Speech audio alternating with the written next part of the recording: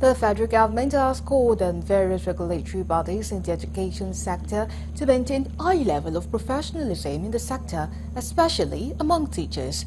These, according to the Minister of Education, Professor Tahir Maman, would strengthen the four-goal agenda of the present administration for this sector.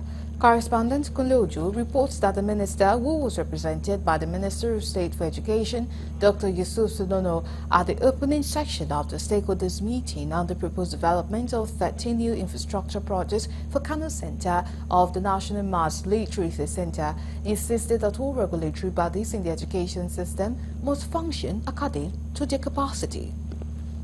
To stand global and local competition is your ability to use your hand. That is the skill. Skills are very, very vital in engineering, in medicine, in teaching, in what have you. Without that, you can never this.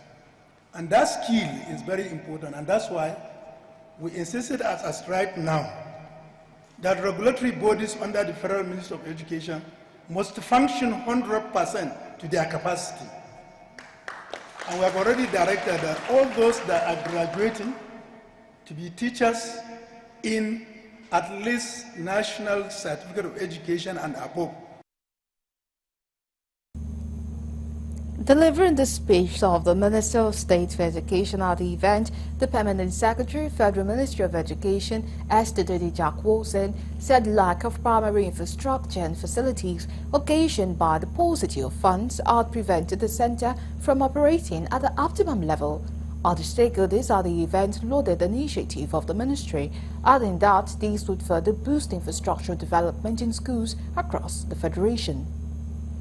A substantial part of the land has remained unutilized and a near abandoned open space. For several years, communities adjoining the near abandoned expanse of land have repeatedly complained about the escalating insecurity in the area, as the land was the only place that is not developed in the area. It presently serves as a hideout for some hoodlums who conduct felonious activities such as phone snatching, assault, and antisocial behavior. Infrastructure across the whole 7 states. And we have our zonal offices in Kano, and we don't have offices. And honestly, when we saw this, I felt that our problems have been solved. And I would like to congratulate the ministry for this PPP, and particularly the private sector.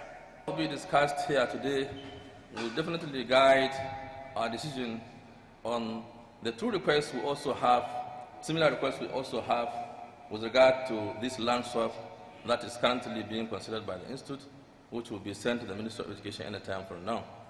We have a request from 2 different farms to effectively utilize our land in Uweri and also another land we have in Kaduna presently.